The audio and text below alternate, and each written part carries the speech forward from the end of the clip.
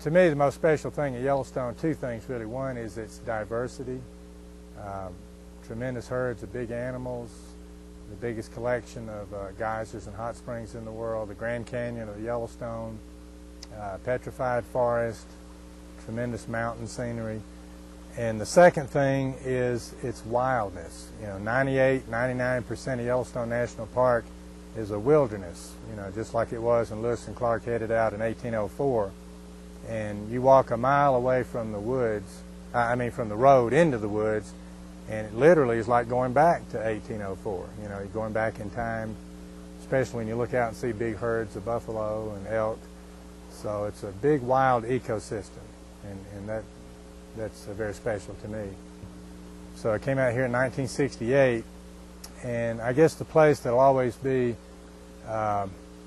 foremost in my mind was the Grand Canyon of the Yellowstone River, because we walked up to the edge of that 1,000-foot canyon and all those reds and yellow colors, and then the 308-foot drop of the Yellowstone River.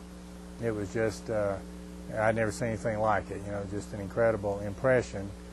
And so we kind of fell in love with Yellowstone that summer, working here as college students. And we were canoeing across Yellowstone Lake, and we saw something. It was almost dusk, and we saw something swimming in the lake, and we paddled up to it, and it was a mountain lion.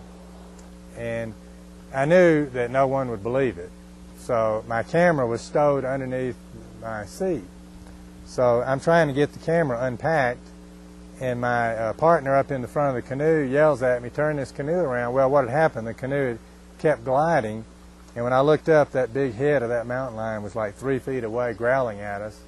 So that was pretty scary. A friend of mine came up last year, and he's kind of a computer nerd, you might say, and he got out his little calculator and figured out how many times I see it every day, times 33 years, and he came up with around 10,000 eruptions.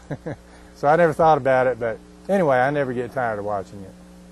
What I do each summer, I just make a mental note about how many folks are wearing their Auburn colors and how many are wearing their Alabama colors. And I always speak to them, if it's Alabama fan, I say, War Eagle, where are you from? Anyway, last summer was a good summer for folks from Auburn traveling, at least on the days they were wearing their colors, because 29 different family groups had their Auburn colors, only 3 for Alabama.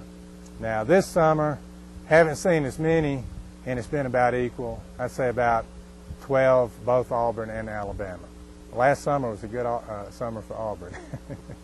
Here we are in Montana, Wyoming, Idaho, and nobody's as friendly as folks from the South, especially Auburn folks. And so I always like to speak to them, and they love to speak to me. It's great to see the kids, so it's like kind of visiting home for a brief moment. War Eagle. War Eagle.